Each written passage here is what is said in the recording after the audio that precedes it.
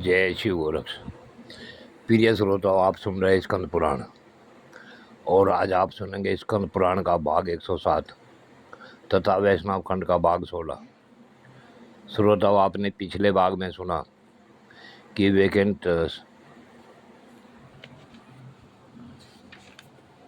वेंकटाचल पर्वत पर जो अनेक तीर्थ हैं उनका वर्णन आपने पिछले भाग में सुना तथा आप इस भाग में एक ऐसी कथा सुनेंगे जो पापनाशक कथा है। सूत जी कहते हैं कि ये ऋषियों, अब मैं एक दिव्य पापनाशक कथा सुनाता हूँ, तुम सब लोग सावधान होकर सुनो। द्वापर युग की बात है। कुंती के पुत्र पांचों पांडव परम बुद्धिमान राजा द्रुपद से उनकी पुत्री याज्ञसेनी को पाकर धृतराष्ट्र की आज्ञा से हस्तिनापुर में गए। वहाँ पितामह भीष्म तथा अंबिकानंदन धृतराष्ट्र के द्वारा सम्मानित होकर उन्होंने दुर्योधन आदि के साथ 5 वर्षों तक निवास किया। तदंतर भीष्म आदि के समझाने से माँ यशस्वी धृतराष्ट्र ने अपने कुल के सभी बड़े बूढ़ों के सामने और भगवान श्री कृष्ण के आगे पांडवों की सेवा से प्रसन्न हो उन्हें आधे राज के साथ खांडवप्रस्थ यानी वर्तमान में जो अब दिल्ली है वो खांडव वन प्रदान किया। उस खांडव वन में धृतराष्ट्र आदि कौरवों की अनुमति ले सब पांडव श्री कृष्ण के साथ खांडव वन में चले गए। वहाँ विश्वकर्मा से सुरक्षित इंद्रप्रस्थ नामक पुरी बसाई और सभी भाई खुशी खुशी 5 भाई उसमें रहने लगे। वहाँ भाइयों के सहित युधिष्ठिर ने पृथ्वी का पालन किया। भगवान श्री कृष्ण के द्वारका चले जाने पर धर्म के जानने वाले कुंती पुत्रों ने नारद जी के उपदेश से द्रौपदी के विषय में यह प्रतिज्ञा की कि द्रौपदी क्रमशः 1-1 वर्ष तक एक पांडव के घर में निवास करेगी। इस निर्णय के बाद जो दूसरे भाई के घर में रहती हुई 5-4 राजकुमारी द्रौपदी को देख लेगा उसे 1 वर्ष तक तीर्थ सेवन करना पड़ेगा।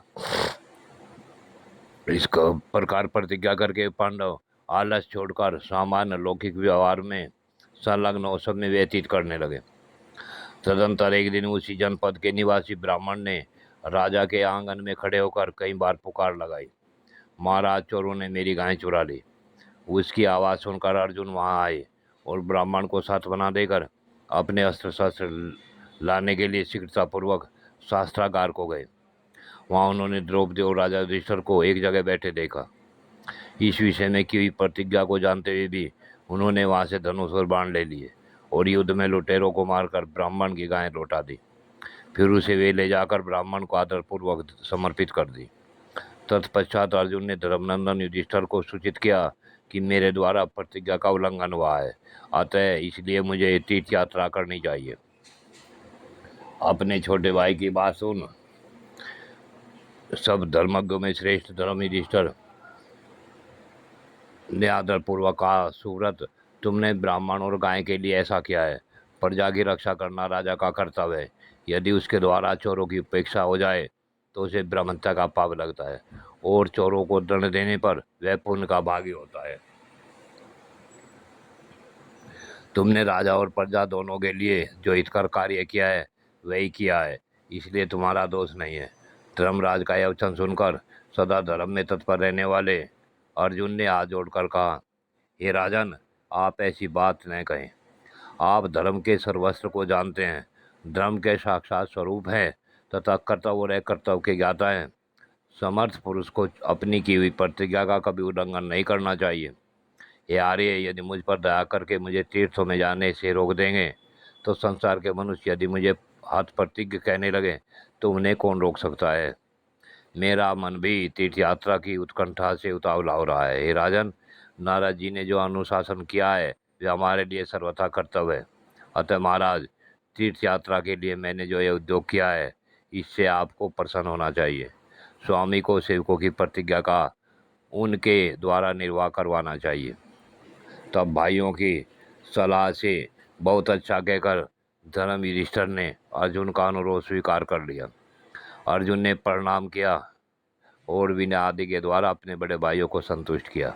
फिर यथायोग भीमसेन आदि बंधुओं से भी विदा ले ब्राह्मणों से स्वस्ति वचन कराकर अर्जुन ने वहां से यात्रा की। राजकुमार अर्जुन ने पहले गंगा नदी के तट पर पहुंचकर उसी के किनारे किनारे निकटवर्ती मार्ग से जाते हुए हरिद्वार, प्रयाग और काशी आदि तीर्थों का सेवन किया और रण तीर्थों का दर्शन करते हुए वे ऊंची ऊंची तरंगों से लहराते हुए दक्षिण समुद्र तक जा पहुंचे। फिर परम पवित्र महानदी प्रसिद्ध पुरुषोत्तम तीर्थ और सिंहाचल का दर्शन करके उन्होंने अपने को कृत माना। तत्पश्चात अर्जुन ने समस्त पातक समूह का विनाश करने के कारण अतिशय गौरव को प्राप्त हुई पुण्यमयी गोदावरी नदी का दर्शन किया। उसके जल से विधि पूर्वक स्नान करके वे मलापाहा नदी के तट पर गए। उसके दर्शन से उन्हें बड़ी प्रसन्नता हुई। उसके बाद वे सरिताओं में श्रेष्ठ कृष्णवेणी नदी के समीप जा पहुँचे और भगवान शंकर के निवास स्थान श्री पर्वत का दर्शन किया। फिर पिनाकिनी नदी को पार करके देवताओं और ऋषियों द्वारा सेवित वेंकटाचल पर्वत का दर्शन किया, जो भगवान नारायण का प्रिय निवास है। उस पर्वत के शिखर पर स्थित संपूर्ण लोकों के एकमात्र स्वामी सुप्रसिद्ध भगवान श्री हरि का अर्जुन ने कल्याण की सिद्धि के लिए भक्ति पूर्वक पूजन किया। तदंतर महापर्वत वेंकटाचल के शिखर से उतरकर उन्होंने सिद्धों और मुनियों के समुदाय से सेवित स्वर्ण मुखरी नाम वाली नदी का दर्शन किया, जिसे मुनिवर अगस्त जी यहाँ ले आए थे।